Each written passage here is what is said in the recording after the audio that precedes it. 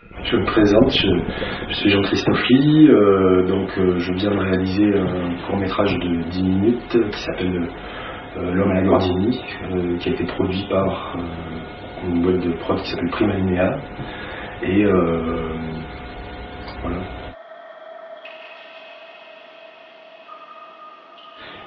J'ai été pas mal influencé quand même en travaillant sur un film qui s'appelait, que pas mal de gens connaissent, Les Triplettes de Belleville.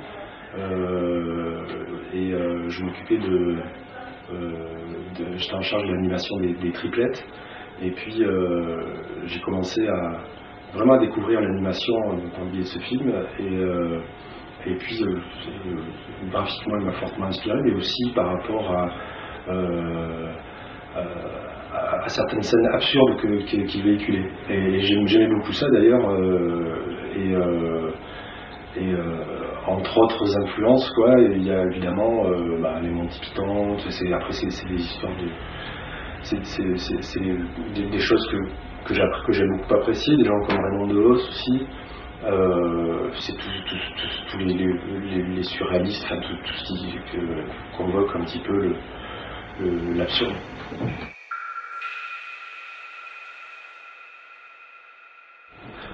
Les années 70, j'ai 39 ans, j'avais dans la fin des années 70, je garde de bons souvenirs, des souvenirs très agréables d'ailleurs.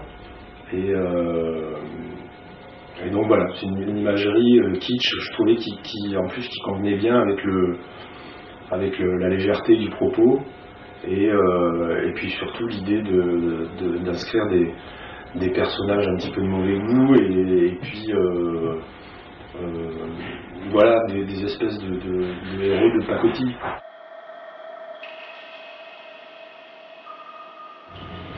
Harry Gordini, toujours pareil, vieux souvenir d'un copain de mon père qui en avait une, quoi. Et c'était l'époque des pseudo-rallyes avec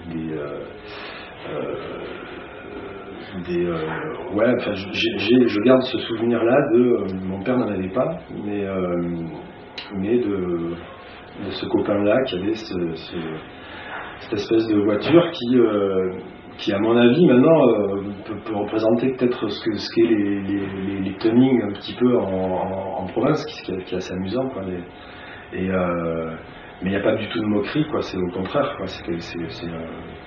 C'est le milieu dans lequel je baignais quand j'étais gamin, quoi.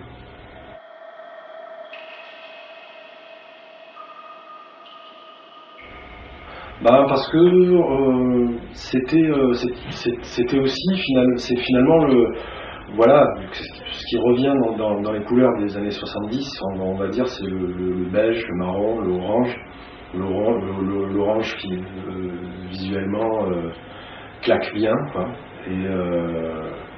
Et puis le bleu est bien complémentaire aussi. Donc voilà, c'est parti assez spontanément, quoi.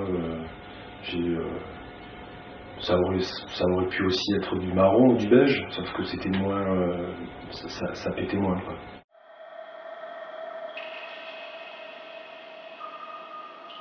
Avant de bosser sur la Gordini, je faisais pas mal de peinture, je peignais des mecs à poil comme ça.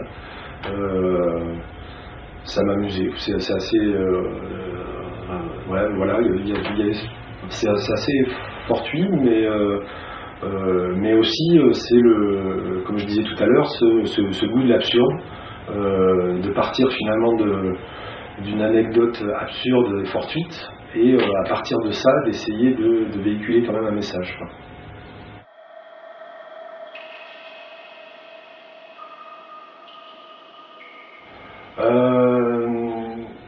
Alors dans le film, c'est l'inverse. Maintenant, si on fait l'inverse de l'inverse,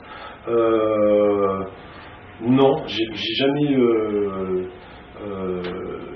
enfin en tout cas, je fais pas partie, je sais plus quel photographe, je ne sais plus son nom, qui réunit des tas de personnes qui, sur des ponts ou dans des rues en Amérique du Nord, se réunissent tous pour se mettre à poil. Je pense que j'irai pas. Je suis quelqu'un de très pudique. Mais par contre, j'admire, ouais, le truc, mais il n'y a pas le. Il y a plus, j'ai envie de dire, le côté finalement un peu enfantin, gratuit, ça rejoint un petit peu les souvenirs. J'aime bien l'image des. C'est les Trekkers, je crois, c'est en Angleterre, dans les stades, ils n'ont pas de barrière, donc les mecs, c'est complètement. C'est des espèces de défis perso qui se lancent, ça me fait rire, je trouve ça rigolo. On peut voir le côté années 70, donc évidemment libération sexuelle, et puis en inverse, ou alors tout d'un coup, post 68, on tombe dans un trip où voilà, il y a une inversion, il y a une espèce de diktat de la libération des mœurs. Mais à la base, quand je l'ai fait, c'était plus dans un délire comme ça, quoi.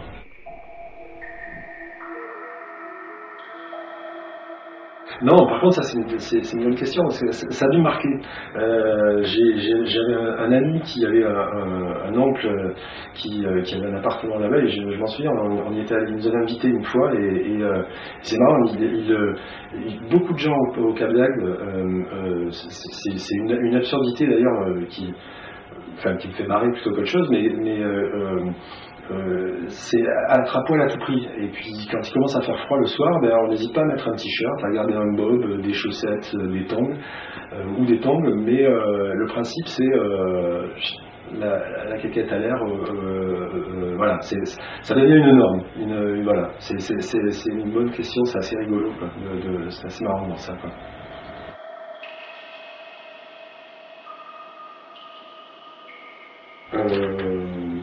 Ouais, je l'ai encore. Ouais.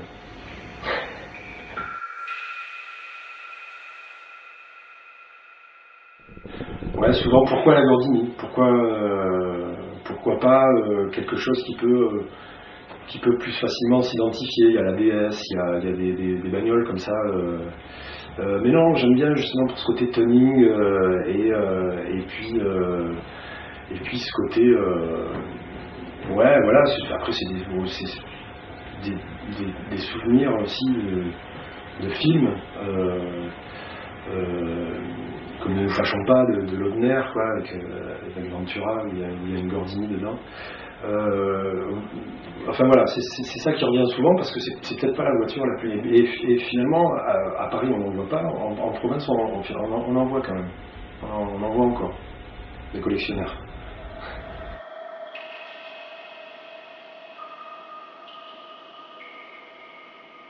Bah oui, c'est tout simplement, c'est que. Avec tout l'amour que j'ai relatif pour les Gordini, enfin, c'est pas que je les aime pas, c'est que je suis pas un passionné de voiture. Et donc, lorsqu'on a fait la prise de son, inévitablement, c'est orienté vers. J'ai fait la connaissance c'est moi qui ai pris contact avec lui dans un premier temps, d'un mec qui avait une Gordini que j'avais découvert en Angoulême.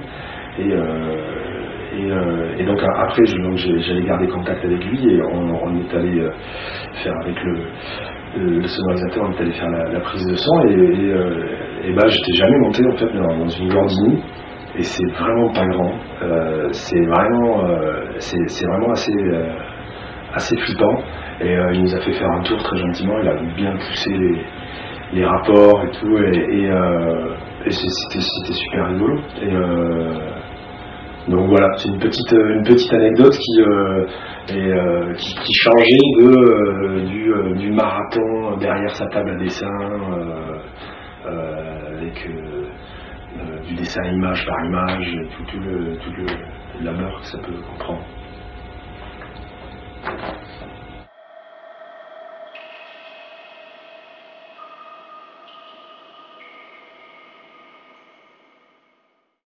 J'ai cru comprendre que c'est la cérémonie. Je pense que je serai invité, mais j'irai avec plaisir, oui, bien sûr. Donc je pense que je suis dispo.